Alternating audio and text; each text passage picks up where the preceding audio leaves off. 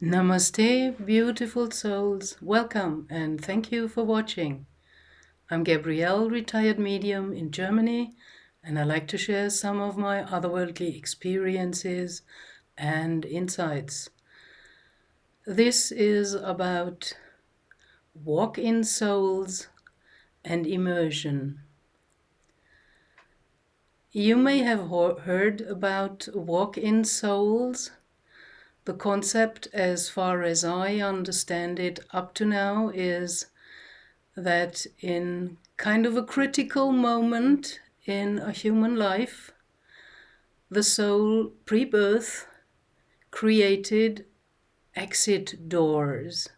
If it's too much and they think they can't bear it any longer, sometimes having a severe illness or an accident, coming close to death, then there is a pre-birth contract between the soul inhabiting the body and wanting to get out, and a soul that has to match the frequency of that soul that inhabited the body before, to get in and not have to use the kind of normal way by going through the whole process of being birthed and growing up and of all of that, you know. So that's an interesting concept, and there is talk about that and also proof. And there is the immersion, kind of a technological thing that the galactics use to kind of go into a body also, sometimes shortly after birth or later, and that certainly is also based on a soul contract made pre-birth. And well, then the galactic person, so to speak, is in an immersion pod or some kind of stasis tube where they're on their ship, and they might be in there for a few months, which makes maybe decades of an earth life, because time is, as we heard, some kind of illusion, at least the linear time, how we perceive it here on earth and are entrained to perceive it. So time is different in different places. It depends on the planet, its rotation, and so on, and some other factors. But in the end, it's always kind of here and now, and a few months for somebody in an immersion pod on a spaceship. That makes 20 years of an Earth life. I had an experience once with a so-called walk-in soul. That was years ago, and I was having some kind of public demonstration of mediumship, and gave a little guided meditation to the group of people to go into their inner heart, their sacred heart space, and just observe what's happening there, what they are experiencing or encountering. And, you know, in these kind of seminars or group workings and workshops, you usually start with this it's inevitable kind of introduction round where everybody, one after the other, sitting in the circle, is giving a brief kind of who am I, you know. Most people say their names and their profession and why they came or what's their interest, something like that. So in the group there was a couple, and the woman, when it was her turn, Well, she said her name, and then she blurted out, "And I am a walk-in soul." So that took me a bit aback, because you can claim a lot without giving any examples to prove your claims. Well, you could also be spiritually in delusion. So I just kind of ignored that.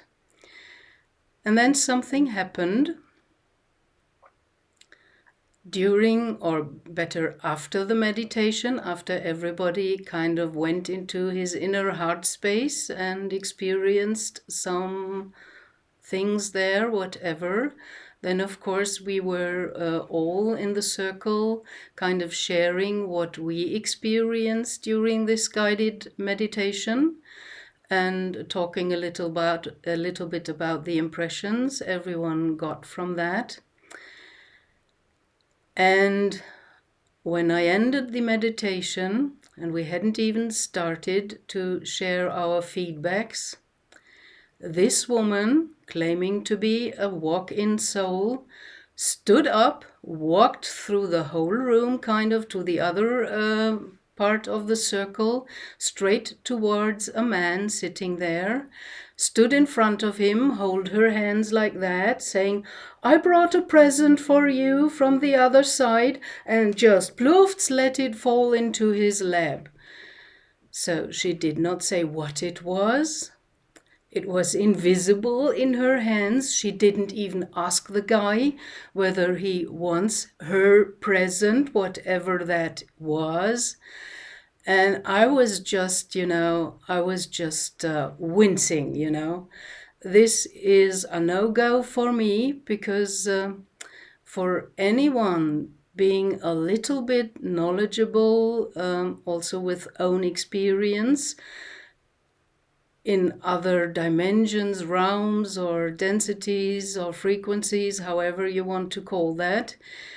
So the next step after our kind of 3D reality is 4D. That's where a lot of the, to our normal eyes, invisible elemental beings like fays and fairies, and also in the lower astral, the lower 4D dimension, trickster energies and also negative entities are kind of residing.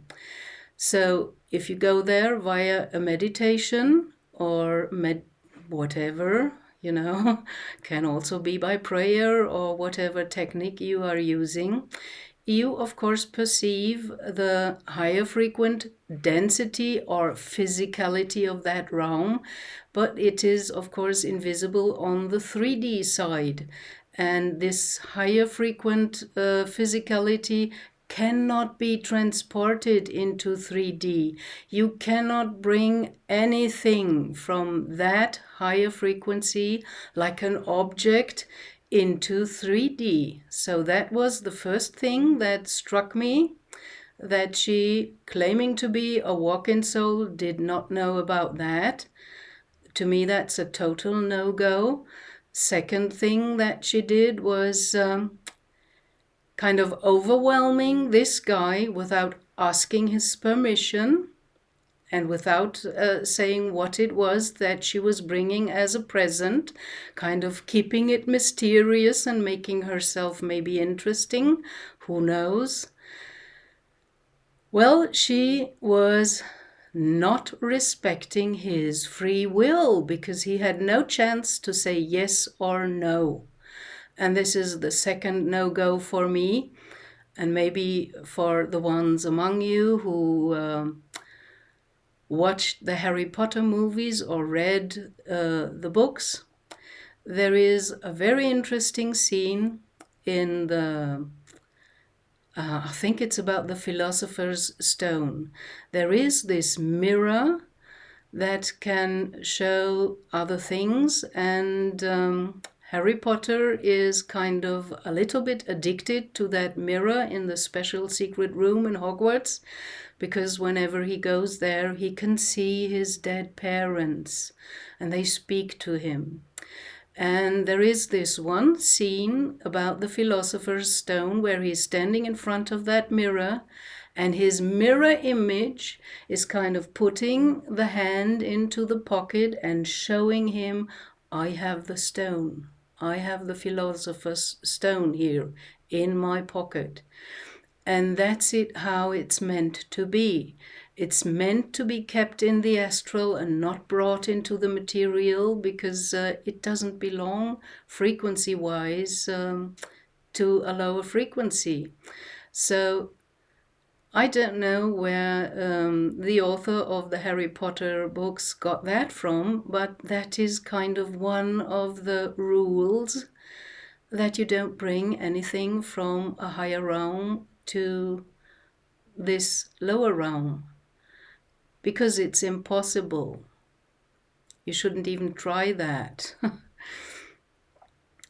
And either she was very well inspired, kind of channeling these universal laws or truths and mix it into her books, or maybe she got insider knowledge, who knows. This scene, when I saw it, I just thought, oh my goodness, that's kind of exactly what I learned and experienced throughout my soul journey. And she's kind of presenting this in the movie and in the book. So what this woman, the claimed walk-in soul, did was, to me, kind of wrong. And afterwards, the guy came to me and said, I felt totally overwhelmed. It didn't even feel good. You know, it looked kind of a very nice gesture, going to someone saying, oh, I have a present for you. Here, Plufts, it is. Without telling what it is, without even asking him whether he want to accept it or not. She was just kind of very intrusive and was forcing herself upon another being. This to me is a no-go. And I mentioned that to her and also to the guy. And I said, I don't appreciate that. To me, that's a no-go. And, well, that's it, you know. You might think that a walk-in soul is something more and better. And that was my impression, that, you know, if you drop something like that in the introduction round, what are you doing and what are you really kind of showing and transmitting by that? You are kind of postulating that you are more than the others, you are special. And who wants to be special? Who wants to be someone better than the others? Or at least somebody, you know? That, to me, is clearly an ego trait of pride, not yet released or healed, because only the ego wants to be someone, because deep down it knows that it is not the real thing, you know. In the end, it's more or less no one. It's not about the ego. It's about the higher self, your true inner self, your soul, with the connection to source, with the divine spark of white light. All that is within your soul. So that was not such a great experience for me, and I became a bit skeptical and critical of someone claiming stuff like that. And there are a lot of people who maybe missed studying something deeper and seriously about spiritual path, spirituality, spiritual traditions, may it be Buddhism, meditation, or what have you.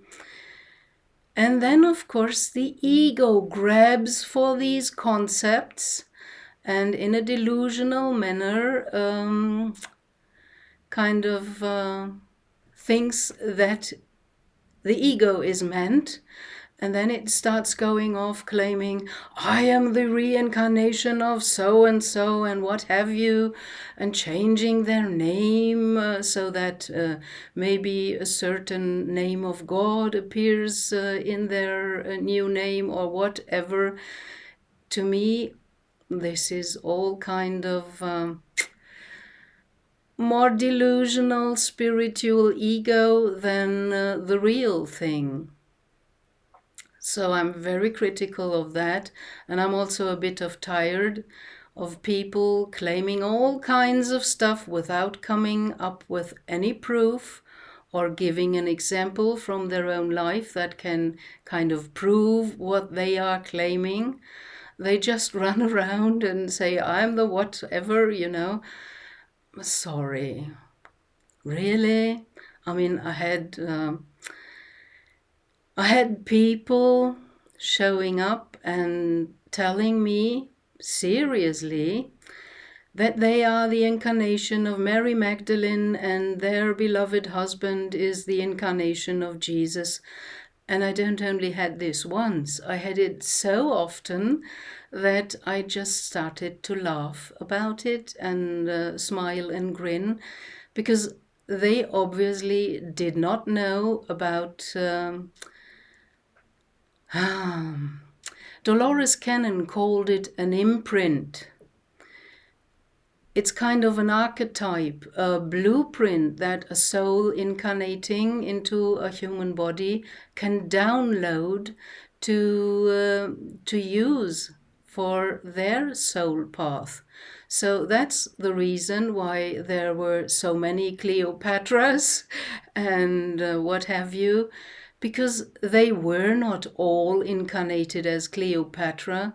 They downloaded the blueprint of Cleopatra, and if you're not kind of critical with yourself in a constructive, positive way, not believing your every thought and everything that's coming up within you and taking that for real, well, then you might fall for this trap of ego pride and spiritual delusion, because it's very important to question yourself as well. In one of my, no, it was my first QHHT hypnosis session. Sorry. I have to clear my throat. Interesting at this point. So in my first QHHT hypnosis session that I took kind of as the subject, I was shown, and it was so real to me, more than this kind of reality, the life of a person walking from Alexandria in Egypt to a special place for over 2 or 3 weeks throughout the desert, in Sumeria, to a special temple where that person got initiations since childhood. And I kind of popped into that regression or past life scene when that woman walked again to that temple in Sumeria, and she was already 30, and it was about her last initiation. And it felt so real to me. And in the end of the hypnosis session, without being asked for it, the higher self or subconscious revealed by itself, this is not her life, this is an imprint, it is the life of a sister soul. She is granted access to learn from it. So there I got the concept of the imprint, which I already read about in the books of Dolores Cannon, the founder of QHHT hypnosis therapy. And since then, I have, of course, a different view to these claims, because some of the claims may just be you come closer to an archetype, or you start to engage with an imprint that your soul downloaded to be of use and help for you on your soul path. The problem with us, mostly the Westerners, is we identify. We identify with our person, our ego, our body, our character. And that's not what it's about. It's about the soul journey, kind of using this vessel that also has benefits and grows if it's going with the flow and listening to the heart and following the nudges and impressions it's getting from the own soul via the heart, via feeling and first impressions. So I have kind of a critical view upon that. And well, about immersion, that's a very interesting concept. I heard quite a few people talk about that. Swaru from the Taigetan Pleiadian with her channel on YouTube, Swaru Official, and also Gozia from Poland, who is in contact with also kind of Taigetan Pleiadians in a spaceship in orbit of Earth. And they also talked about that, and I heard some others talk about that. Well, I took it, but as I'm critical, it wasn't really kind of integrated into my knowledge that I learned up to now, until I was invited one night, astrally, by two Taigetan Pleiadians to their ship. And, well, as they appeared in my room in kind of their astral form, I asked them who they are and what they want. And they told me their names, and I'm not good at names. One thing that I got from the mail of the two inviting me was, it sounded like Kal-El, and I doubted that because it sounds like Superman's name. But I was curious. I'm always curious to learn more and understand more. That's why I accepted the invitation and went with them on to their ship. And there they led me through a corridor into a special room where there was some kind of, I perceived it like a glass tube. It was standing on the wall, and in that, in some kind of liquid, there was a body in there with feline features in the face, with closed eyes, being in stasis. And when they led me in front of that glass tube with a being in there, standing in front of that, I just knew every cell of my body was kind of screaming, "That is me!" And I felt it and I knew. And I thought, wow, okay, this explains a lot to me, why I like science fiction so much. I'm so much into Star Trek, and I can really get the lessons that are kind of like soft disclosure hidden in the Star Trek movies, also in the Stargate TV series. There's so much soft disclosure. So that was very interesting for me. And then it happened a second time that I was invited by the same two male and female beings to the same ship again. And again, they led me in front of that tube with a being in there. And I already thought, what am I doing here again? I already looked at that being and understood that's kind of an alter ego, or maybe the immersion thing, my soul is from that being. Who knows? And when I stood there in front of that being the second time, looking at it again, it suddenly, boom, opened its eyes, woke up and looked at me. And that went through and through. And I thought, wow, what's that? And I'm still trying to stomach the meaning of that, because it has certainly a special meaning if the being on the ship is kind of waking up and you are present, and you're kind of both looking at each other now consciously. And a third time, I was also invited there, and then we had kind of a feast, a party.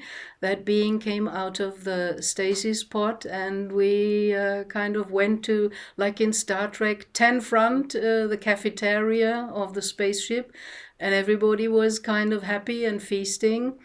So I know that the immersion concept is true, and I know that imprints are true because I experienced it myself.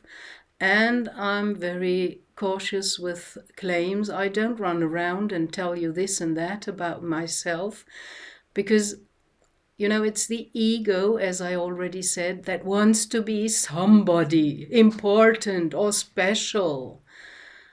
And I know about that.